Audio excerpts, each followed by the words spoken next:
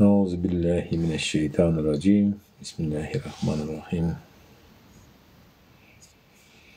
Elhamdülillahi Rabbil alemin. Rahmanirrahim. Maliki yevmiddin. İyi dersler. Selamun aleyküm. Türkmenistanlar. Yine de bugün ayetimiz yani dünkü efirimizde Fatiha bilen Bakara suresini okuduk. Bugünkü günü nesip edenden Kur'an-ı Kerim'in 3. suresi Ali İmran bilen devam edeceğiz. Ali İmran suresi Medine'de inen sürelerden olup 200 ayetten ibarettir ve uzun sürelerin biridir. Sürenin adı 30. ayetinde ağzalayan Ali İmran sözünden alınandır. İmran, Meryem eneminin kakasının adıdır. Bu sürede Tevrat'ın, İncil'in ve Kur'an'ın şol bir ilahi gözbaştan gaydiyanlığı barada aydılýar ve ähli kitap bilen hoşniyetli gatnaşyk etmäge ve hakykata çagyrýar. Bismillahirrahmanirrahim. Elif, lam, mim. Ol. Yani Allah özünden başka ibadata layık Huday bolmadyk Allah'dır diye. Ol diridir, kayyumdur. Bendelerinin işini yöredýändir. Ey Muhammed, ol Allah bu kitaba sana hakikatin hut özü ve özünden önki kitapları tasdikleyici edip indirdi. Ol Allah Tevrat'ı ve İncil'i hem indiripdi. Bundan Kur'an'ın olary Tevrat'ı ve İncil'i insanları doğru yola gönükdirmek için indirilipdi. Ol Furkan'ı, Kur'an'ı hem indirdi. Allah'ın ayetlerini inkar edenlere ören yovuz azap vardır. Tahkik Allah kudreti güçlüdür ve kafirlerden ağır alıcıdır. Tahkik ne yerde ne de asmanına hiç zat Allah'dan gizliğin kalmaz. Enelerinizin gövrelerinde size isleyen görüşüne şekil veren odur. Ondan başka ibadete layık Allah Huday yoktur. Ol kudreti güçlü, hikmet iyesidir. Ve aleykümselam. Ali İmran suresini okuyan 7. ayetine geldim. Bismillahirrahmanirrahim. Allahu'l-azim. Sana bu kitabı indiren olur. Onu käbir ayetler eşkär manily bolup, bular kitabın esasy bölügidir. Beýlikler bolsa çylşyrymly manyly ayetlerdir. Bölüklerine de egirlik, erbet niyet bolanlar, fitne gözlemek, insanları yanlış yola gönükdirmek ve onu öz maltaplarına göre yorgul etmek, öz niyetleri yorgul etmek için manisi çylşyrymly ayetlere uýýarlar. Olara salgylanyp, şolar bilen meşgul bolýarlar. Emma olaryň dogry yorgudyny Allah'dan başka hiç kim bilmez. Ilymda öňe taýlananlar hem biz ona bolşýaly inandyk, hemmesi de Perwerdigarimizden gelendir diýerler. Bulardan diňe akyl eýeleri ibret alarlar.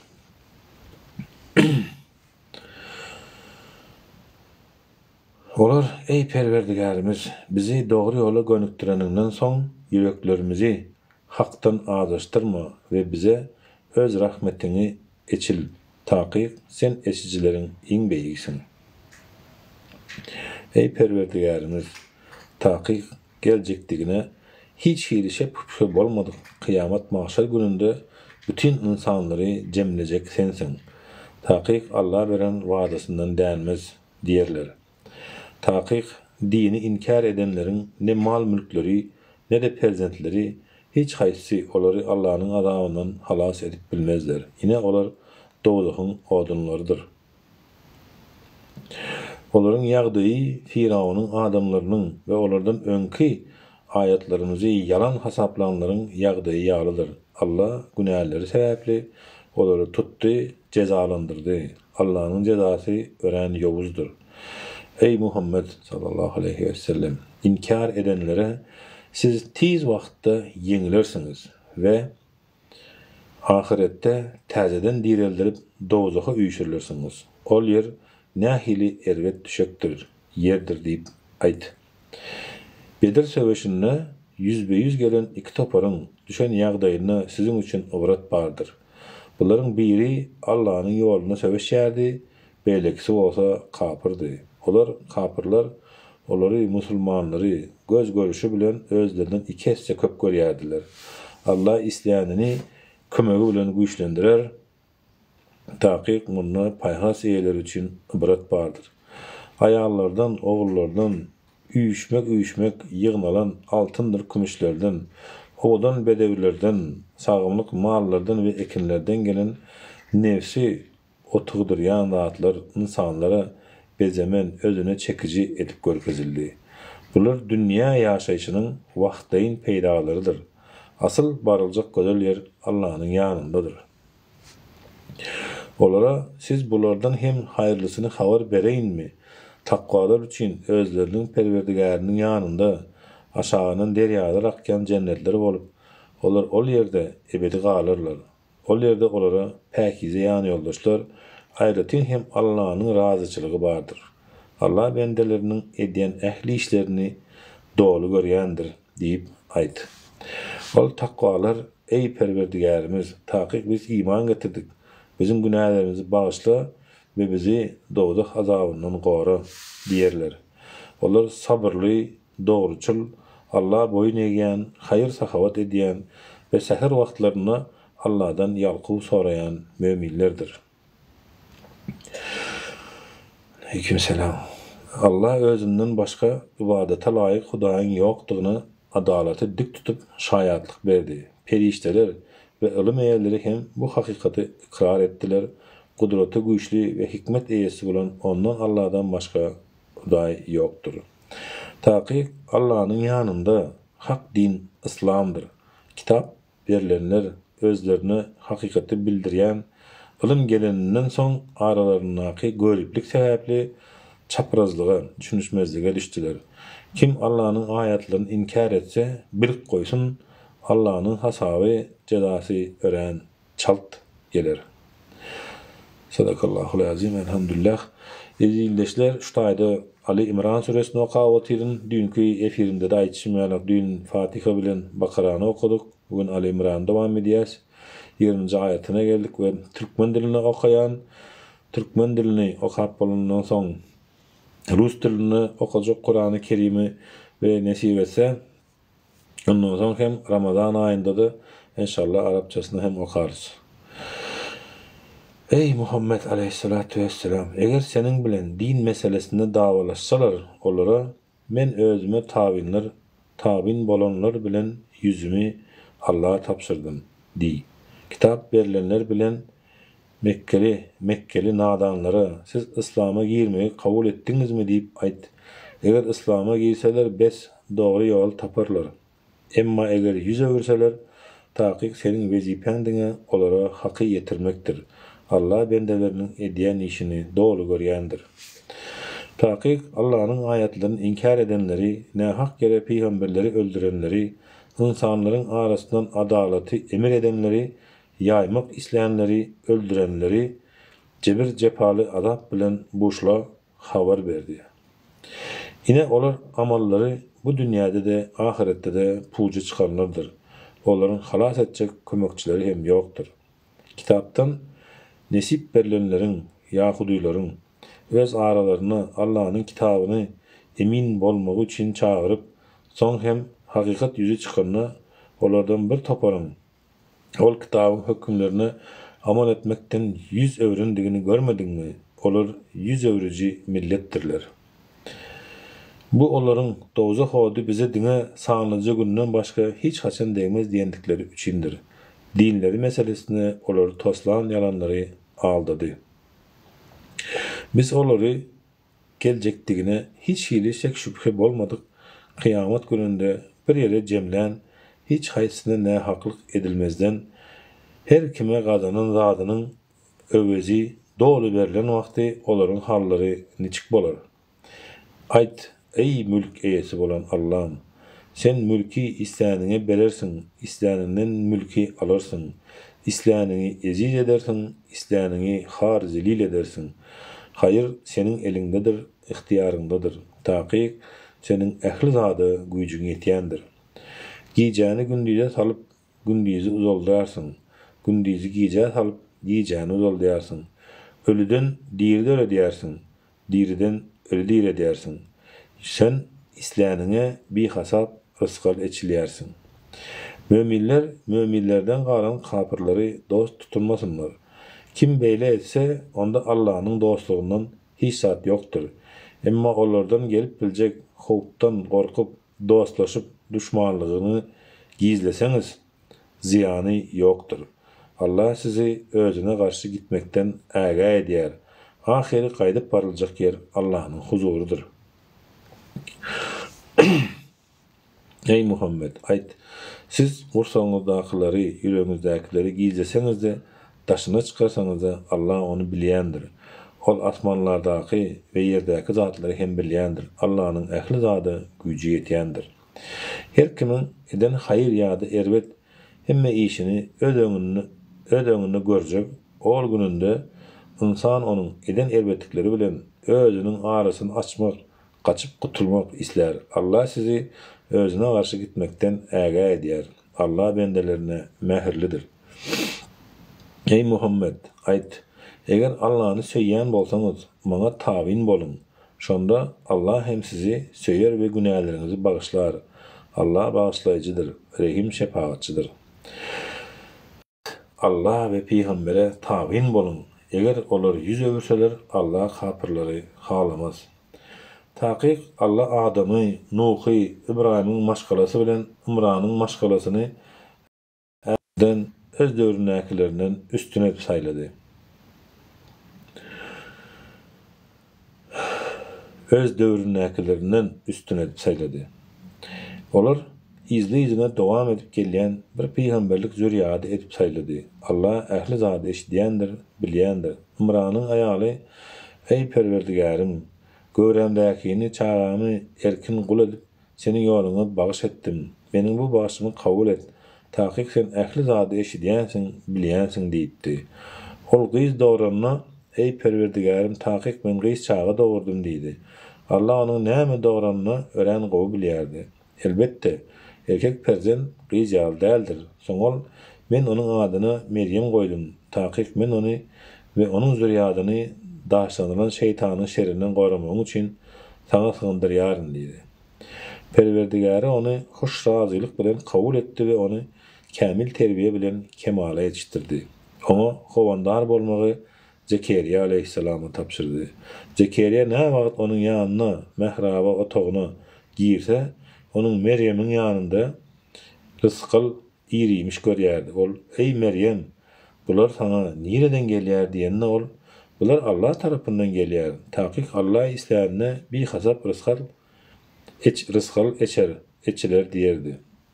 Çündürüşi Zekeriýa Peýgamber aleyhissalam Bibi Meryem enemiziň daýdasynyň ýan ýoldaşydy. Ayetde hem aýdylşy ýaly Zekeriýa Bibi Meryem'e gözekçilik edýärdi. Mescidin içinden Meryem'e ýörite bir otak taýarlapdy. Zekeriýa aleyhissalam Meryem'in otagyna giren wagtda dürlük ter ve täze miweler girýärdi. Bular şol mövsümde o sevitde ýetişmeýän miwelerdi. Şeýle hem Bibi Meryem rızkyl gelýändigini habar beren bu ayet keramatyň hakykatlygyna da delildir. Zekeriýa ol ýerde Perwerdigaryna dilek edip, ey Perwerdigarim, maňa öz tarapyndan päk zürriýat nesip eyle, taqiq sen dilekleri eşidýänsiň diýdi. Ol Zekeriýa mahrabda namaz okap durka perişteler ona yüzlenip, Allah sana Allah tarapyndan gelen kelimäni, sözü tasdiklaýjy, öz kowmuna hojaýyn, nefsiniň arzularyndan özüni saklayan ve salih peýgamberlerden boljak Ýahýany berjekdigini bilen hoş habar berýär diýdiler. Düşündürüş tefsir alımlarının ağlawasynyň pikirine göre bu ýatdaky kelime söz diýilmeginden maksat İsa peýgamberdir. Zekeriýa, ey Perwerdigarim, meniň nädip oglum bolsun, gojalyk başyma çökdi, aýalym bolsa önelgesiz diýdi. Ol Allah ine şeýdip Allah isläm zadyny eder diýdi. Zekeriýa, ey Perwerdigarim, maňa oglumyň boljakdygy barada bir alamat berdiýende ol Allah senin alamatyň senin 3 günläp insanlar bilen gepleşmezligiňdir. Diňe ümläp düşünüşip bilersin. Perwerdigäriň köp ýatla onu ertir akşam tesbih etdiýdi. Perişteler ey Meryem Allah seni saýlady, seni päkize eyledi ve seni älem jahanyň ähli zenanlaryndan saýlap mertebäňi belent etdi diýdiler. Ey Meryem, Perwerdigäriňe tabiň bol, secde et we rükû edýänleri bilen rükû et. Egil.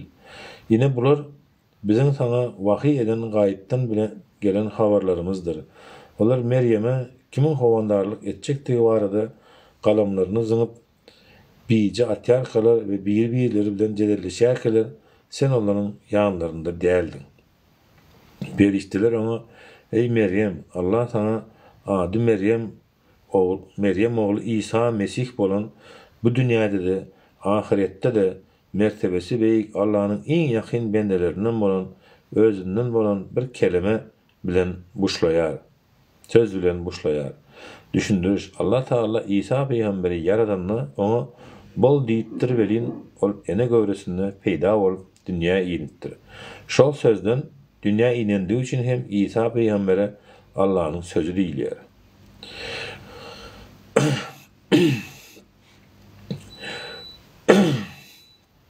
Ol Meryem, ey Perwerdigarim, bana hiç bir insan erkek değmedi, meni nädep çağıran bolup biler diýende Allah islen zadyny yaradýandyr. Ol bir işin bolmagyny islese, oňa diňe bol diýer, ol hem dessine peýda bolar diýdi. Ol Allah oňa İsa kitaby, yazmagy, hikmeti, Tövraty we İncili öwreder. Onu İsrail oğullarına ilçe edip iýerer. İsa olara şeýle diýdi: "Tahkik men size Perwerdigaryňyzdan bir ayet, mucize getirdim. Tahkik men size palçykdan guşuň şekilli meňzeýän bir zat ýasap, onu üflärin, ol Allahyň ruhsady bilen şol wagda canly guş bolup uçar. Şeýle de men Allahyň ruhsady bilen duga bitdi, köri we pis keselliğini sağaldyp ölüleri diýerlerin.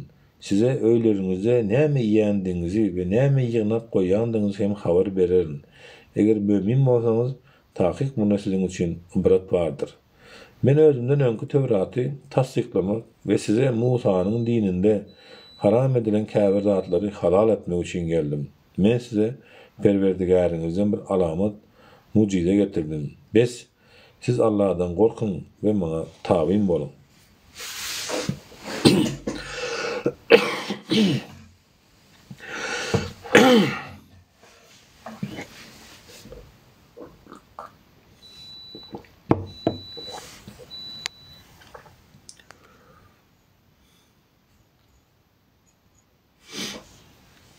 Tahkik Ali İmran suresi ayet 51 devam edeceğiz.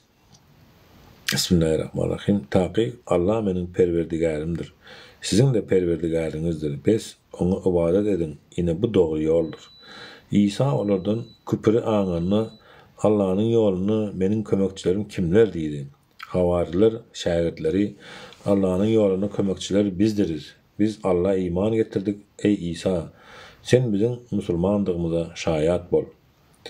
Ey Perwerdigarimiz, biz inderen kitabyna iman getirip peýgambere uýduk.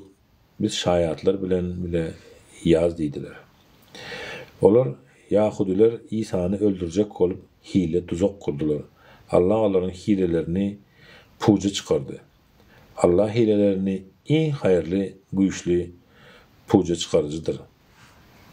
Allah şeýle diýdi: Ey İsa, ajalın gelenine senin canını olur del, men alırım. Seni öz yanıma kaldırırım.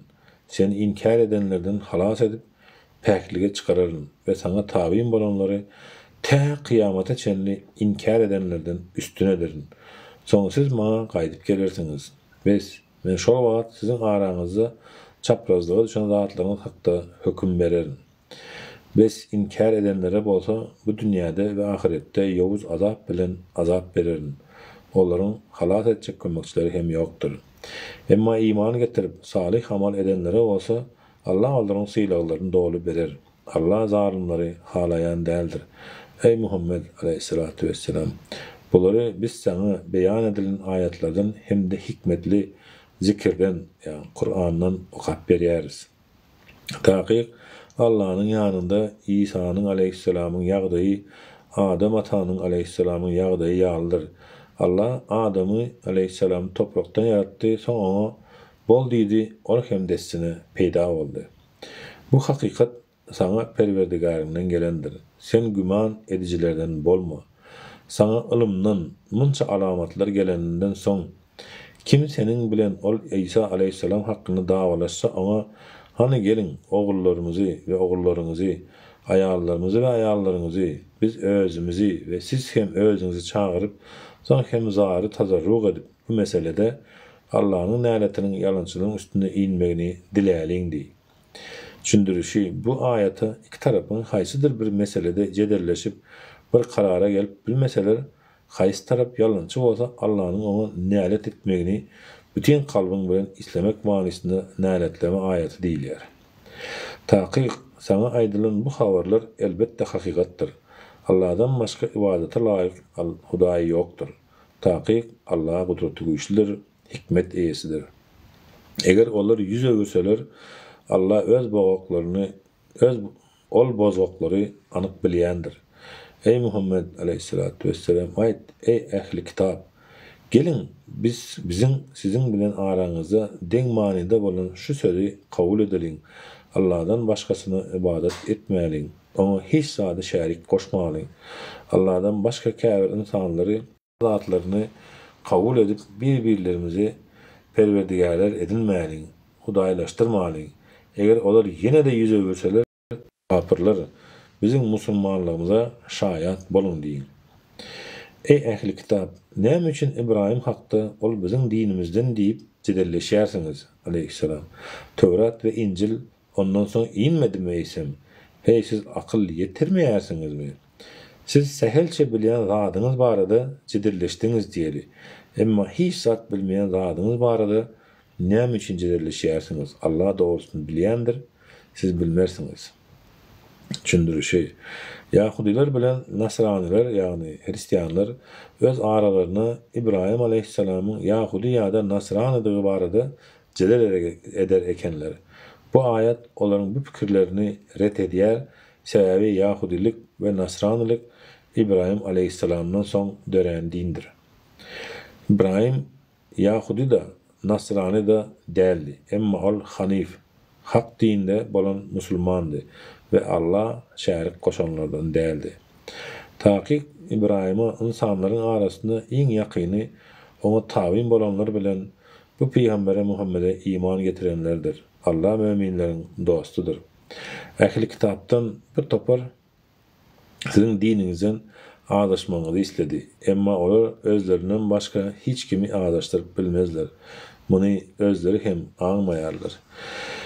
Ey ähli kitap, siz Tevrat'ta ve İncil'de hakikati görüp durkanız, näme üçin Allah'ın ayetlerini inkar edýärsiňiz? Ey ähli kitap, näme üçin hakikaty ne hak bilen gaçdyrýarsyňyz we bilip durkanız hakikaty gizleýärsiňiz? Düşündürüş Hayvar Yahudilerinin 12 adamdan ibaret ruhaniler topary ağız biriktirip irden yalandan İslam'ı kabul eden bolýarlar, aşaňyrak bolsa öz kitaplaryny okandyklaryny ve Hazreti Muhammed'in aleyhissalatu vesselam peýgamberine değişli hiç ile habara gabat gelmediklerini aýdyp İslam'dan yüz öwürýärler. Şeýlelik bilen olar musulmanlaryň arasynda şüpheder edip onlaryň hem dinden çykmaklaryna sebäp bolmak isleýärdiler. Aşakdaky ayatlar bu waka işaret edýär.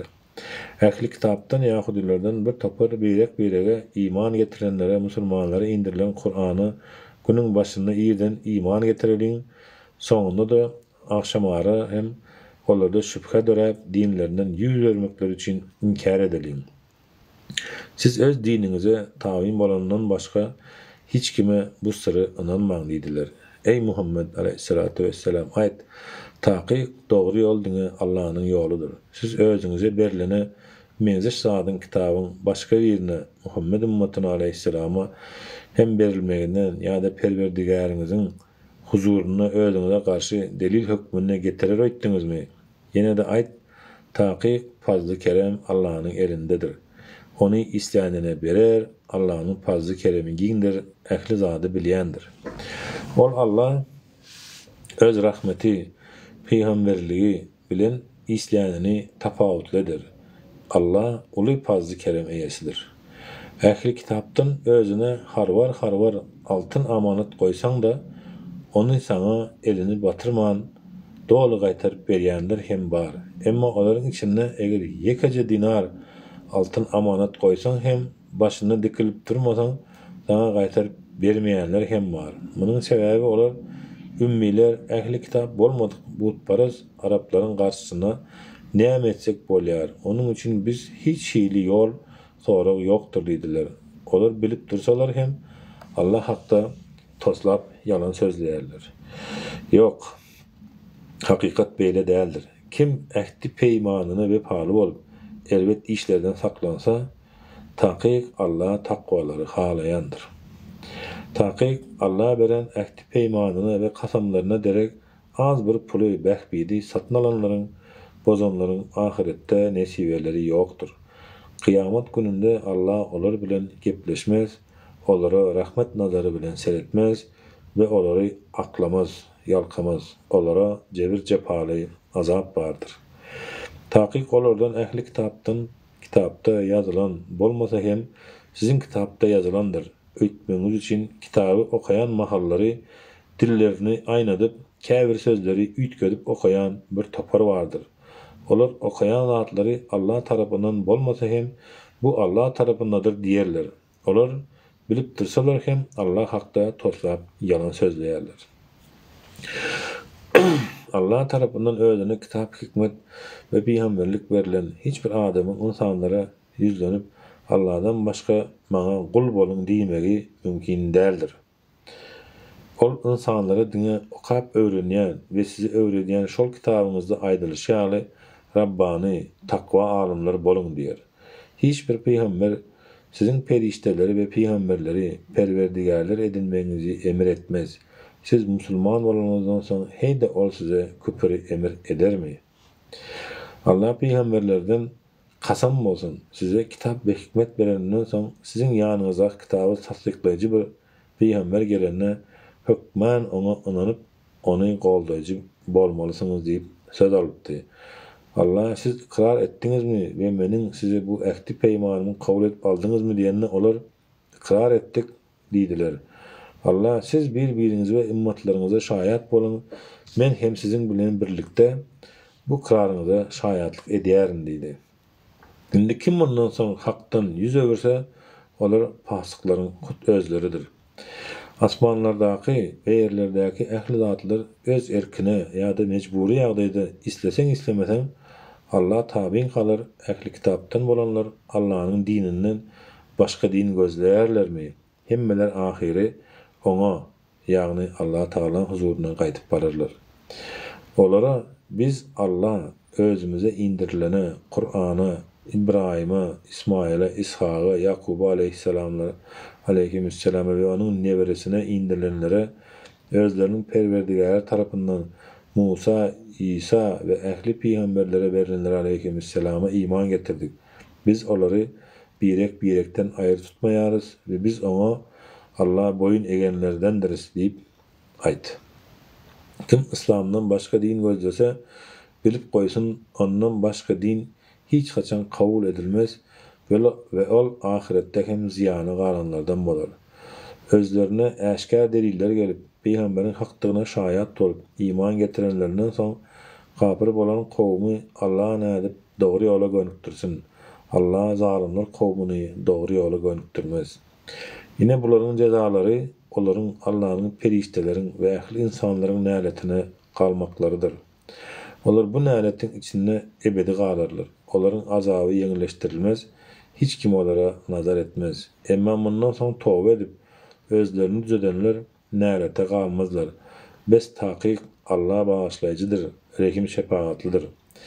İmanlarından soň inkar edip, soň hem küpürde aşa gidenlerin tawbalary hiç kaçan kabul edilmez. Olar ýoldan adaşanlaryň hut özleridir. Taqiq inkar edip kapır bolup can berenlerin halas bolmak için yer yüzüne barabar altın fidye tölek berseler hem onların hiç haysından kabul edilmez. Onlara cebir cepali azap vardır ve onlara kömek edecek hem yoktur. Siz öz seyyan zatlarınızın Allah yoluna hayır sakavat etmeseniz in ulu yaxşılığa cennete kavuşursunuz. Siz näme hayır sakavat etseniz taqiq Allah onu hükmen bilýändir. Tevrat indirilmezden öň İsrail'in Yakub'un özüne haram eden zatlarının ehli görünüşlü tagamları İsrail oğullarına halal edildi. Ey Muhammed aleyhissalatu vesselam, ayt, eger doğruçul bolsaňyz Tevratı getirip onu okan. Biz bundan soň kim Allah'ın adından yalan toslasa yine olur zalimlerin hut özleridir. Ey Muhammed aleyhissalatu vesselam, ayt, Allah doğru sözledi. Biz hanif hak din bolan İbrahim aleyhisselam dinine tabim bolun. Ol hiç haçan Allah şärik goşanlardan bolmandy. Taqiq insanların ibadet etmegi üçin yer yüzünde kurulan ilkinci öý bina Mekke'deki ol mübarek ve insanlar doğru yola gönükdirýän Käbedir. Ol yerde eşkar alamatlar ve İbrahim aleyhisselamın makamı vardır. Kim ol yere girse hopsuzlukda bolar. Yoluna güç yetirenlerin Allah'ın öýüne hac etmegi insanların Allah'ın öňündäki borcudur. Kim hacı inkar etse kafir bolar. Taqiq Allah baýdyr, alem jahandaky hiç sadada mätäç däldir. Ey Muhammed aleyhissalatu vesselam, ayet, ey ehli kitap, näme üçin Allah'ın ayetlerini inkar edýärsiniz? Allah edýän ehli işlerinize şaýatdyr. Ayet, ey ehli kitap, siz näme üçin hakykati görüp durýarsyňyz? Allah'ın yolunu egirlik gözläp iman getirenleri ondan sowmaga synanyşýarsyňyz. Allah sizin edýän işlerinizden gapyl däldir. Ey iman getirenler, eger kitap gerilenlerden bir topara uysaňyz, olar sizi imanınızdan soň kapyrlara öwrerler. Sizi Allah'ın ayetleri okulyan, araňyzda Allah'ın ilçisinin hem bar wagty nädip siz inkar edip bilersiniz? Kim Allah'ın dinine berk yapışsa, bes ol doğru yola gönüktirilendir. Ey iman getirenler! Allah'dan ona münasip görünüşde çyn yürekden korkun. Ona karşı çıkmaktan saklanın ve dine musulman ýagdaýda can berin. Hemmeňiz bilelikde Allah'ın yüpüne, dinine ykjam yapışın. Bölünüşmeň. Allah'ın özüňize beren nygmatlaryny ýatlan. Bir wagtlar siz birege düşmandyňyz. Ol Allah sizin kalplaryňyzyň arasyny birleşdirdi. Siz hem onun nygmatynyň netijesinde dogan bolduňyz. Siz otdan bir gorpun erňeginde durýanňyz, ol Allah sizi onun içine düşmekten halas etdi. Allah sizin doğru yola gelmeňiz üçin şeýdip size öz ayetlerini beýan edýär. Düşündirişi. İslamdan öň Arap ýarymadasyna insan ýaşaýyşynyň hiç bir gymmaty galmandy. İň ownuk bir sebäbe görä hem insanlary çekinmän öldürer ekenler. Tire taýpa söwüşleriniň, öç alma ve kan dawalarynyň soňy gelmeýärdi. Medine'deki Efs ve Hazraç taypalary 120 ýyllap dowamly söwüşýärdiler. İslam dininiň gelmeginiň netijesinde hem olar biri-birleri bilen ýaraşyp dogan boldular. Ey musulmanlar, sizin araňyzdan haýra çağıryan, yaxşylygy, emir wagys nesihat edýän, elbetliklerden gaýtarýan bir alymlar topary bolsun. Ine olar halas bolanlaryň hut özleridir. Siz özlerine eşkar deliller geleninden soň bölünüp azalalyga düşen ehli kitap ýaly bolmaň. Ine olar üçin uly azap bardyr. Ol günne kıyamatda käbir yüzler apak bolar, käbir yüzler gapgara bolar. Biz yüzleri gapgara bolanlara imanınızdan soň inkar etdiňizmi? Biz inkar edendiğiniz sebäpli bu azaby dadyň diýerler. Yüzleri ak olanlar bolsa Allah'ın rahmetinden, nygmatynda bolarlar. Olar ol ýerde ebedi galarlar. Ine bular Allah'ın ayetleridir. Biz olary sana boş ýere däl, hak ve hikmet bilen okap berýäris. Allah alem jahannak insanlara hiç kille haklyk etmek islemez. Asmanlardaki we ýerdäki bar bolan ähli zat Allah'nynkydyr we ähli işler ahiri Allah'a gaýdyp getiriler. Ey musulmanlar, siz insanlaryň ýagşylygy üçin öňe çykarylan iň haýyrly ümmetsiňiz. Siz ýagşylygy emir edip, ýamanlygyň öňüne alyp Allah ynanýarsyňız. Käşke ähli kitap hem iman getirsedi. Elbette bu özleri üçin gowy bolardy. Olaryň aralaryna iman getirenler hem bardyr. Emma olaryň aglawasy ýoldan çykan pasyklardyr. Olar size eziyet berip ınjytmakdan başga hiç kile ziyan berip bilmezler. Eger olar sizin bilen söwüşseler, arka öwürüp gaçarlar. Soň olara hiç kim ýardam hem bermez.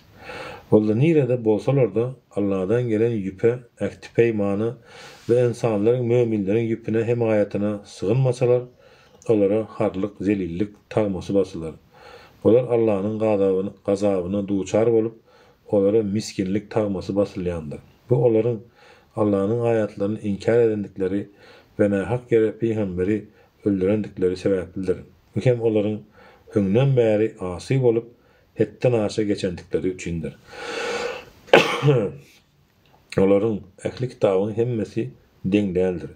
Ähli kitapdan dogry ýolda bolup, gecelerine secde edip Allah'ın aýatlaryny okayan bir topar hem bardyr. Olar Allah we ahiret gününe ynanyp, ýagşylygy emir edip, erbetliň öňüne alyp, haýyrly işleri ylgaýarlar. Ine olar salihlardandyr. Olar näme haýyr iş etseler, onuň sowabyndan mahrum bolmazlar. Allah takwalary gowy bilýändir. Takyk inkar edenleri Allah'ın azabyndan we olaryň gazananlary ne de perzentleri halas etip biler. Olar dowzaky bolup, ol ýerde ebedi galarlar. Ol kapyrlaryň bu dünýäde eden haýyr sahawatlarynyň misaly inkar edendikleri üçin özlerine zulüm eden bir kowmyň ekinlerini urup, onu zaýalan, gazaply sowuk ýeliň ýagdaýy ýalydyr. Dogrusy Allah olara zulüm etmedi. Olar öz-özlerine zulüm etdiler. Ey iman getirenler! Siz özüňizden, musulmanlardan garanlaryny, kapyrlary dost tutunmaň. Sebäbi olar kapyrlar size ziyan bermekde çetde durmazlar. Olar sizin kıyınçılığa düşmenizi islerler. Olaryň size kineleri ağızlarından çykýan sözlerinden bellidir. Gursaklarının, yüreklerinin gizleyen zatlary kineleri bolsa has uludur. Eger aklyňyzy ulanar bolsaňyz, biz size ayatlarymyzy beýan etdik. Hayp siz olary, kapyrlary söýýärsiňiz. Emma siz ähli ilahi kitaplara iman getirseňiz hem olar sizi söýmezler. Olar siz bilen 100% bolanlarynda biz inandyk diýerler. Öz-özleri garanlaryna bolsa size besleýän kineleri sebäpli barmaklarynyň uçlaryny dişlerler. Olara kineňiz bilen can verin. Allah gursaklaryndakyny, yüreklerdäkini dolu bilýändir diýip aýdy.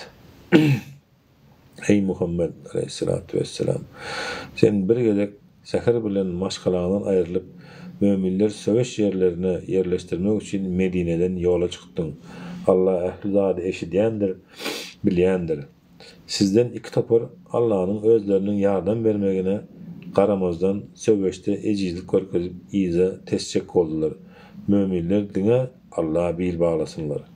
Kasam bolsun, siz ejiz, sanyňyz az, wagtyňyz Allah size Bedirde kömek edipdi. Şükür etmeňiz üçin Allah'dan gorkun. Şol wagt sen möminlere Perwerdigäriňiz 3000 perişte bilen yardım etmeyi size yetmeýärmi diýerdim. Elbette sabır edip Allah'dan gorksaňyz, olar düşmanlaryňyz hem şol wagda üstüňize gelseler, çossalar, Perwerdigäriňiz size özlerini aýyl saýyl etjek nişanlary bar bolan 5000 perişte bilen kömek eder. Allah size bu goldawy kapyrlaryň bir toparyny kesmek, ýok etmek ýa-da olary derbi dagyn edip aralaryna dowul salyp niýetlerine ýetmän umytsız ýagdaýda izlerine gaýdyp gitmekleri üçin berdi. Allah islese olaryň towbalaryny kabul etsin, islese özlerine zulüm edendikleri üçin olara azap bersin. Diňe hakykaty ýetirmekden başga sen hiç bir işe jogapkär dälsiň. Asmanlardaky we ýerdäki ähli zat Allah'nynkydyr. Ol isteýänini bağışlar, isteýänine azap berer. Allah bağışlayıcıdır, rehim şefaatlidir. Ey iman getirenler, essesi bilen arttırılıp alınyan göterimi iýmeň. Azapdan halas bolmagyňyz üçin Allah'dan gorkun. Ey müminler, siz kafirler üçin taýarlanylan ol otdan gorkun. Merhemet edilmegiňiz üçin Allah we Peýgamberine taýym bolun. Perwerdigäriňiz tarapyndan ýalkawa we giňişligi asmanlardadyr. Yer ýaly takwalar üçin taýarlanylan cennete howlugyň. Ol takwalar bollukda da, gıtlykda da hayır sahavat edýärler. Gaharlaryny ýuwdýarlar, insanlaryň hatalaryny bağışlaýarlar. Allah ýaxşylyk edýänleri halaýandyr. Ol takwalar eger uly bir günä iş ýa-da özlerine zulüm etseler, dessine Allah'ny ýatlap günäleriniň geçilmegini dilerler. Günäleri Allah'dan başga kim bağışlap biler? Olar Allah'ın tawbalary kabul edýändigini bilseler hem şol günä işleri gaýtalap dowam etmezler.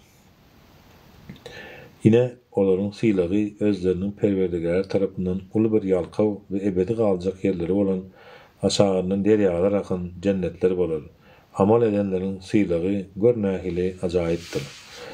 Sizden öň niçeme ummatlaryň hadiseleri bolup geçendir. Siz yer ýüzüni seyir edin, dini yalan hasaplayanlaryň soňunyň nähili bolandygyny görün. Yine bu ähli insanlar üçin bir beýandyr. Takwalar üçin boza dogry ýoldur we öwüt nesihatdyr. Siz kafirler bilen sögeşde ejizlemäň we gamgyn bolmaň. Eger siz mömin bolsaňyz, siz hökmän üstün çykarsaňyz. Siz Uhudda nähili ýara alyn bolsaňyz, ol kafir kowum hem Bedirde şonça ýara alandyr.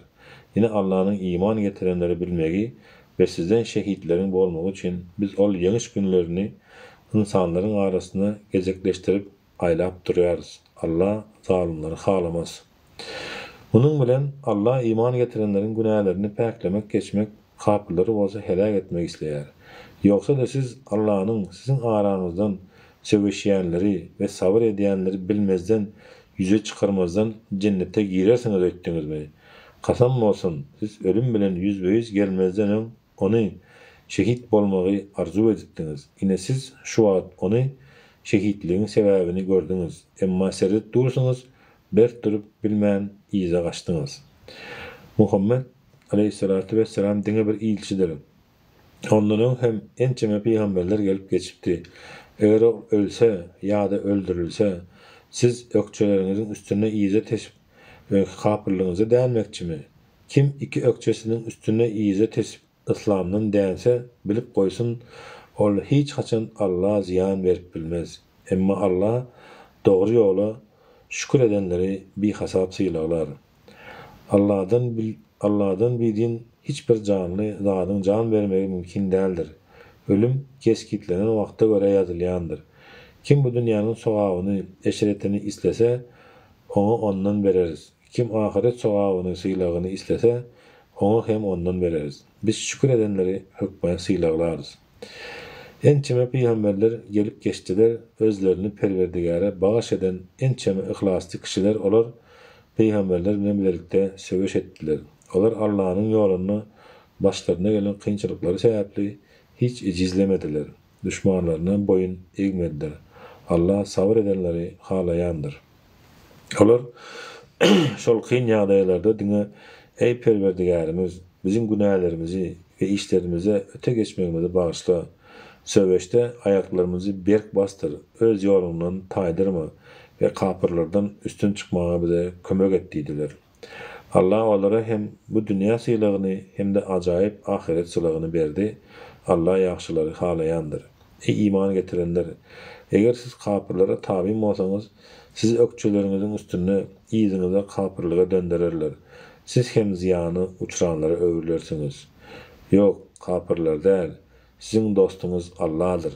Ol kömek edýänleriň iň haýyrlysydyr.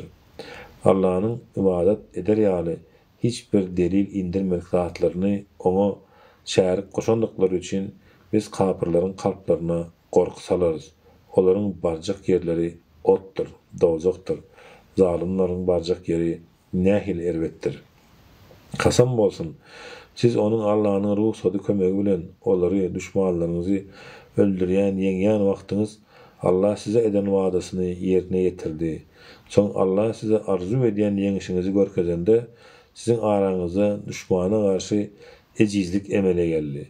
Siz peýgamberiň berýän emirlerini berja etmekde çekeleşip baş götürdüňiz. Sizden kim dünýä bähbidini, kimler bolsa ahiret sowabyny isleýärdi.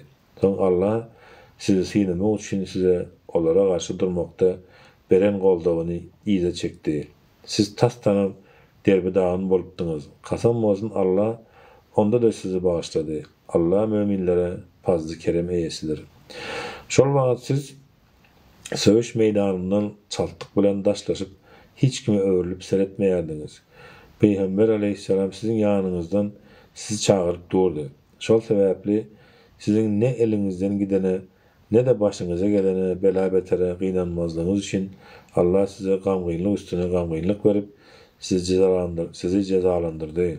Allah ähli edýän işleriňizden habardardyr. Soň Allah olgan Musanyň izinden sizin içiňizden bir bölegiňizi gaplap alan rahatlyk berici ýeňil uky indirdi.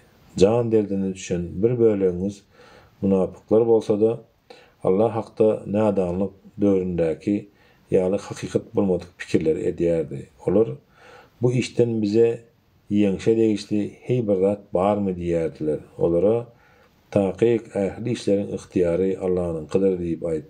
Olar öz işlerini sana garşy aýtmak islemeýän zatlaryny gizläp bir-birlerine eger bize bu işten ýeňişden bir zat nesibe bolsady, häzir bu ýerde bolmazdyk we öldürilmezdik diýerdiler. Olara eger siz öýleriňizde bolsadyňyz ýazgytlarynda öldürilme bolanlar hökmän ýatjak, öldüriljek ýerlerine çykyp giderdiler. Allah sizin gursaňyzdakyny synamak we ýürekleriňizi waswasylykdan saplamak üçin Uhud söwüşini amala aşyrdy diýip aýt. Allah gursaklardakyny, ýüreklerdäkini dogly bilýändir. Düşündirişi, ayatdaky söwüş musulmanlaryň ýeňdişi bilen gutaran Uhud söwüşidir. Käbir munapyklar musulmanlar bilen bile söwüşe goşulandyklary üçin puşman edip öz aralaryna ýolbaşçylykda ihtiýarymyz bolup bizim pikirimiz bilen hereket edilsedi beýleri swab bolup ýeňilmezdik diýdiler. Şeýdip olar Peýgamberimiz aleyhissalatu vesselam'a töhmet atýardylar. Musulmanlaryň ruhy güýjüne de zeper ýetirýärdiler. Sahabalardan Abdullah ibn Mes'ud radiyallahu anh'ın söwüşdäki u halynyň Allah'dan namazdaky u halynyň bolsa şeytandandygyny aýdypdyr. Taqiq iki goşunyň duşşan güni araňyzdan izine öwrülip gaçanlary ine olary eden käbir ýalňyşlary sebäpli şeytan taýdyrmak, ýoldan çykarmak isläpdi. Kasam bolsun Allah onda da olaryň günäsini geçti. Taqiq Allah bağışlaýjydyr, halimdir, howlugyan däldir. Ey iman getirenler, siz ol dini inkar edip yer ýüzünde ýörüşe çykan ýa-da söwüşen gazylar bolup ölen ýa-da öldürilenleriň özleriniň munapyklykda ýa-da garyndaşlykda dugan garyndaşlary hakda eger biziň ýanymyzda galan bolsalardy ne ölerdiler ne de öldürilerdiler diýen munapyklar ýalyp bolmaň. Allah muny olaryň bu düşünjesini özleriniň ýüreklerine puşmanlyk ýarasy bolup galmagy üçin etdi. Ýaşadýanym, öldürýänim Allah'dır. Allah sizin edýän ähli işlerinizi görýändir. Kasam bolsun, eger siz Allah'ın ýolunda öldürilseňiz ýa-da ölseňiz, bilip goýun, Allah tarapyndan beriljek ýalkaw we rahmet olaryň dünýä parazlaryň ýynan ähli zatlarynyň haýyrlydyr. Kasam bolsun, siz ölseňiz de, öldürilseňiz de hökmen Allah'ın huzuruna jemlenersiňiz. Ey Muhammed aleyhissalatu vesselam, sen Allah'dan gelen rahmet bilen olara söwüşde dagap, soň daşyny jem bolan musulmanlara mulaýym boldun. Eger sen gödek, doňgörek bolsadyň, elbetde musulmanlar senin daşyňdan dagap giderdiler. Bes sen olary bagyşla, olar üçin ýalkaw dile we işlerinde olar bilen maslahatlaş. Bir zady ýüregiňe düýseň, Allah bil bagla, taqiq Allah özüne bil baglanlary halayandyr. Eger Allah size kömek etse, sizi hiç kim yeňip bilmez. Eger ol sizi goldawsuz goýsa, size ondan başga kim kömek etip biler? Şonuň üçin müminler diňe Allah'a bil baglamalydyrlar. Bir peýgamberiň amanada ýa-da olja hyýanat etmegi mümkin däldir. Kim amanada ýa-da olja hyýanat etse, kıyamet gününde haýynlyk edip alan zatlary bilen geler. Soň her kimin gazanan zatlarynyň sylygy ýa-da jazasy bir kemsiz ödeler we olara adalatsyzlyk edilmez. Allah'ın razılıgyna tabin bolan kişi heyde Allah'ın gazabyna uçuran we ahirki barjak yeri dozak bolan kişi ýaly bolarmy? Ol barıljak nähil erbet yerdir. Olaryň insanlaryň Allah'ın huzuruny türlü dereceleri bardır. Allah olaryň edýän işlerini görüp durandyr. Kasam bolsun Allah olaryň öz aralaryndan birini özüniň Allah'ın ayetleri okumagy, olary her türlü erbetliklerden saklamagy, olary kitaby we hikmeti dogry öğretmek üçin ilçe edip iýermek bilen Allah müminlere bi hasap ýagşylyk edendir. Çünki olar bundan öň äşkär adaşan ýoldadyrlar. Siz Bedirde düşmanlaryňyzyň başyna iki hisse bolup inen bir belanyň Uhudda sizin başyňyza gelen wagty bu nireden geldi diýdiňiz. Ey Muhammed aleyhissalatu vesselam, aýt, ol bela sizin özüňiz sebäpkär. Taqiq Allah'ın ähli zady güýji ýetýändir. Düşündirişi, Uhud söwüşinde musulmanlardan 70 kişi şehit bolýar. Bedirde bolsa kafirlerden 70 öli, 70 adam hem yesir düşýär. Netijede hem olaryň ýetkisi musulmanlaryndan 2 hisse köp bolýar. İki goşunyň 100% bolan çakmışan güni sizin başyňyza gelen bela ýeňiliş Allah'ın istegi bilendir. Bu müminlerin imanının bilinmegi yüze çıkarılmagy üçindi. Şeýle de 200'lerin bilinmegi yüze çıkarılmagy üçindi. Olara 200'lere gelin Allah'ın ýoluna söweşin ýa-da iň bolmany düşmanlaryňyz size we başgalaryňyza çözmasynyň öňüni alyň diýilende olar biz muny söweş diýip bilsedik, hasaplasadyk elbetde size goşulardyk diýdiler. Ol gün olar imandan küpre has ýakyndylar. Olar dilleri bilen yüreklerine bolmadyk zatlara aýdýardylar. Ýöne Allah olaryň gizleýän zatlaryny ören gowy bilýändir.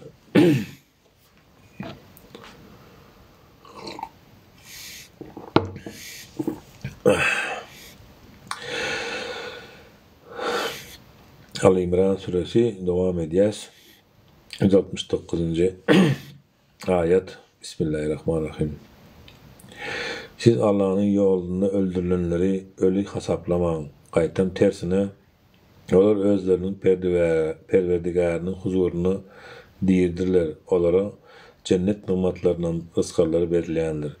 Olar Allah'ın öz fazly kereminden beren zatlary nymatlary bilen şatlanýarlar. Olar izlerinden henüz özlerine koşulmadyklar indiki geljek şehitler bilen hem olara korku howp ýokdur. Olar gamgy hem bolmazlar diýip söýünç alarlar. Olar Allah'dan gelen nygmaty, fazly keremi ve Allah'ın müminleriň sylygyny pulja çykarmajakdygynyň söýünçisi bilen şatlanarlar. Yaralanlarından soň Allah'ın ve peýgamberiň söweş çakylygyny kabul edenlere ve olardan ýagşylyk edenlere hem de takwalara, uly sylagylar bardyr. Olar käbir insanlaryň söweşden döndürjek bolup özlerine taqiq size düşman bolup insanlar size karşı koşun jemlediler. Bes olardan korkun diýenlerinde bu ýagdaý olaryň ynanjyny arttyrdy we olar Allah bize yeterlikdir, hossardyr, ol nähili ýaxşy vekildir, dostdur diýdiler. Soň olar hiçbir erbetlige duş gelmän Allah'ın nygmaty ve fazly kerem bilen iýize dolandylar hem de Allah'ın razyçylygyna boyun boldular. Allah olu fazly kerem eýesidir. Yine ol şeytan häsiýetleri siz öz dostlary bilen gorkuzýar. Eger siz mümin bolsaňyz olardan gorkmaň, menden gorkun. Ey Muhammed aleyhissalatu vesselam, inkara tarap ılgayanlar seni gama batırmasın. Taqiq olar Allah hiç yeli ziyan etirip bilmezler. Allah olary bu boluşlary sebäpli ahiretdeki paýdan beriljek nygmatdan mahrum etmek isleýär. Olara uly azap bardyr. Taqiq iman ederek inkari, küperi satın alanlar Allah hiç geli ziyan yetirip bilmezler ve onlara cebir cepalı azap vardır. İnkar edenler bizim özlerine mühlet vermemizi özleri için hayır hesaplamasınlar. Bizim onlara mühlet vermemiz onların günahlarını arttırmakları içindir. Onlara har edici azap vardır.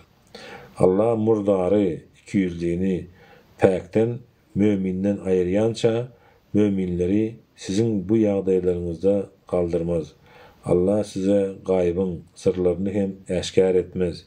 Emma Allah öz peygamberlerinden isleyenini saylar ve vahiy arkalı ona gaybtan haber verir. Siz Allah ve onun elçilerine iman getirin. Eğer siz iman getirip Allah'dan korksanız size ulu sıylık vardır. Allah'ın öz fazl-ı kereminden veren zatlarını hayır sahavat etmekte kıskançlık edenler, bunu özleri için hayır hesaplamasınlar. Tersine bu olur için şerdir. Kıskançlık edip vermedik zatları kıyamet günü onların boyunlarını saralar. Asmanların ve yerin ehli mirası Allah'ınkidir. Allah sizin ediyen işlerinizden haberdardır. Kasam olsun, elbette Allah takik, Allah gariptir. Biz olsa baydırız diyenlerin sözünü eşidendir. Biz onların aydan bu sözlerini ve peygamberleri ne hak yere öldürendiklerini yazarız ve onlara yakıp yandırıcı azabı dağdın diyeriz. Bu azap sizin öz elleriniz bilen eden zatlarınızın neticesidir. Allah bendelere hiç kaçan ne haklık etmez olur. Tahkik Allah bize asmandan iğneni odun iyip köz yağlı eden bir kurbanlık getiriyança hiçbir peygambere inanmazlığımızı emir etti dediler. Sen onlara menden önkü ençeme peygamberler eşkar deliller, mucizeler bilen ve sizin aydayan kurbanlığınızı getirttiler. Eğer siz doğrulçul olsanız ne için onları öldürdünüz deyip aydı. Ey Muhammed! Eğer onlar senin peygamberliğini yalan hesaplasalar kıynanma. Çünkü senden ön eşkar deliller, sahipalar ve nur saçıcı kitaplar getiren ençeme peygamberler hem yalan hesaplanılıptı. Her bir canlı varlık hükmen ölüm şerbetini dağlar. Size kıyamet günü eden işlerinize göre hakkınız dolu berler. Şol vaqt kim ottan daşlaştırılıp cennete salınsa ol halas bolandır. Bu dünya yaşayışı aldaudan başka da değildir. Kasam bolsun, siz hükmen emlaklarınız ve canlarınız bilen sıynak edilersiniz. Siz özünüzden kitap verilenlerden hem de Allah şärik koşanlardan özünüzü köp ınjytjak sözleri hükmen eşidersiniz. Emma eger sabır edip günahlardan daştırıp takva bolsanız elbette bu edilecek işlerin en doğrusudur. Allah kitap verilenlerden kasam bolsun. Siz onu özünüze indirilen kitabı hükmen insanlara düşündürersiniz. Onu gizlemersiniz deyip söz alıptı. Emma olur onu sözlerini arkalarına zındılar ve onun dedegine sehelce behbidi satın aldılar. Onların satın alan zadı nehili elbettir.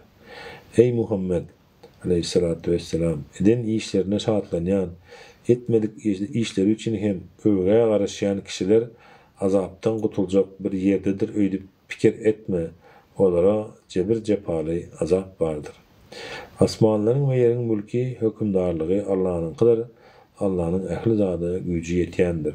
Tahkik asmanların ve yerin yaratılışını giyce bilen gündüzün çalışıp durmağını akıl eyler için ibretler vardır. Onlara dik dur kalar, otir kalar, kaptalı kıyşarıp yatir kalar hem Allah'ını zikir ediyerler. Olar asmanların ve yerin yaratılışı barada oylanıp ey Perverdigarimiz, sen bunları boş yere yaratmadın. Biz seni tesbih ediyeriz. Sen bizi ot dozak azabından gora. Ey Perverdigarimiz, tahkik sen kimi oda salsan hükmen onu rısva edersin. Zalimlerin hiç gibi kömekçisi yoktur. Ey Perverdigarimiz, tahkik biz Perverdigarimize iman getirin deyip imana çağırayan bu çağırıkçını Muhammed aleyhissalatu vesselam dinledik ve iman getirdik. Ey Perverdigarimiz, sen bizim günahlarımızı bağışla Bizim elbetliklerimizin üstünü ört ve bizim canımızı yaxşılar bilen bile al. Ey Perverdigarimiz, bize peygamberlerin üstü bilen vaada veren sylagyny nesip eyle. Bizi kıyamet günü rısva etme. Sen beren sözünden hiç dänmersin diýerler. Olaryň Perverdigary dileglerini kabul edip olara sizden isle erkek, isle ayal olsun, hayır iş edenin amalını puğcu çıkarmarın. Çünkü siz birbirleriniz bilen doğansınız. Kasam olsun, menin razıçılığım için hicret edenlerin, yurtlarından çıkarılıp sürgün edilenlerin, menin yolunda cebir sütem görenlerin, söveşenlerin ve öldürenlerin, şehit bolanların günahlarını hükmen örterin ve Allah tarafından sıyla hükmünde onları aşağının deryalar akyan cennetlere yerleştirerin. İyin acayip silahlar Allah'ın yanındadır. İnkar edenlerin sövda siyahat ýaly maksatlar bilen arkaýynlykda yurtma-yurt aýlanyp ýörmeleri seni aldaba salmasın. Olaryňky gören az wagtlyk lezzetli peýdadyr. Soň baryp sığınjak yerleri dozakdyr. Ol yeri nähil erbet düşekdir. Ýöne özleriniň Perwerdigaryna garşy çykmakda gorkanlar üçin Allah tarapyndan fazly kerem hukmyny aşağıdan deryalar akyan cennetler bardyr. Olar ol ýerde ebedi galarlar. Takyk ýagşylar üçin Allah'ın ýanyna nymatlar has haýyrlydyr. Ähli kitabyň içinde Allah size indirilene Kur'an'ı hem de özlerine indirilene Tevrata ve İncil'e Allah tazim edip iman getirenler hem bardır. Olar Allah'ın ayetlerine derek sehelçe baha behbide satın almazlar. Yine olar için özlerinin Perverdigarının yanında silahları bardır. Takyk Allah'ın hasabı ören tizgellendir. Ey iman getirenler, sabır edin, sabırlı bolmakda bäsleşin, düşmanlarınızdan üstün bolun, elmidamı, nobutta durup, taýynlykly ve ätiýaşlykly bolun, halas bolmagyňyz üçin Allah'dan gorkun. Sadakallahul azim. Elhamdülillahi rabbil alamin. Kur'an-ı Kerim'in o Türkmen dilindäki hatymyndan Ali İmran suresini okuduk. 3. suresini onun bugün tamamladık. 200 ayetdi. Allah'a şükür elhamdülillah. Ertir nasip bolsa Nisa ve Maide sureleri bilen devam ederiz. Bu saatde izleyijiler Allah razı olsun. Dinleýäniniz üçin, gatnaşanyňyz üçin bir dilek dua kalyň. Hey Allah'ım ya Rabbim. Allahümme inne eselük imanen daima ve eselük kalben haşi ve eselük ilmen nafi ve eselük khina sadık ve eselük kayyum ve eselük afiyeten min kulli ve eselük devam afiyet ve eselük şükrü afiyet ve nas. Allahümme eşkili zalimine biz zalimin ve ehricne min beynihim salimin. Rabbena atina fid dunya haseneten ve fil ahireti haseneten ve qina azaben nar.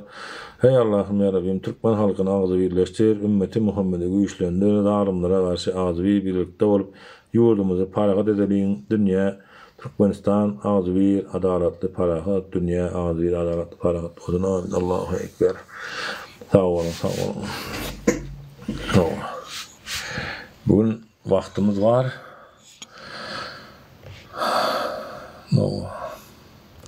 Nemeler yazıptırlar. Bakalım.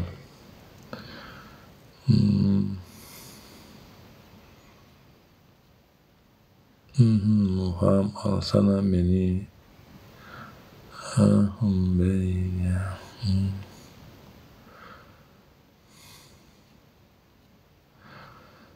Leşler biraz biz Allah Teala inanmaly. Şol karara göz yetirdim. Anonim çatam çitaş. Kur'an-ı Kerim Ali İmran 3. sura. Selamun aleyküm iyi yayınlar arkadaşlar. Aleyküm selam. Sağ olun, Roza gülüm vardı bir sahne, onu mu oklattırlar, Allah razı olsun.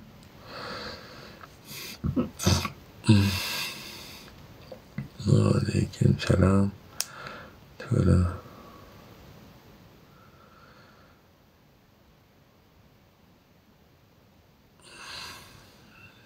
Akşamlar, aleyküm selam Hasan Can. Ve aleyküm selam Devlet Şadır deyip Ya şolay Mahmud Kerim Amrato o burçu diretler onu alacak kolyalar.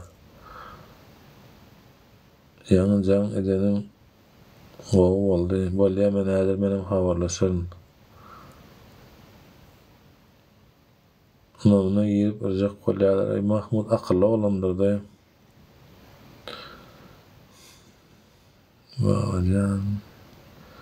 Yaxşı Allah'a şükür. Elhamdülillah. Hanzade siz olmuşsunuz. Bolya elildeşler. Allah'a emanet habarlaşaly yigitler oğlanlar bilen ertirine de görüşeriz. Saatlarda poçan wagty bilen 21:00 bolýa, Stambulun wagty bilen 23 bolýa. Amatlarak oňaýlarak saat daşa şol wagtda girýän. Ertir Kur'an-ı Kerim'in Türkmençe hatmyny dowam edersizler. Allah'a emanetsiniz. Allah'ım sizi gorasın. Zalimlerin etmeyecek hiçbir yamanlıkları yoktur. Dine özlerine ziyan ettirirler.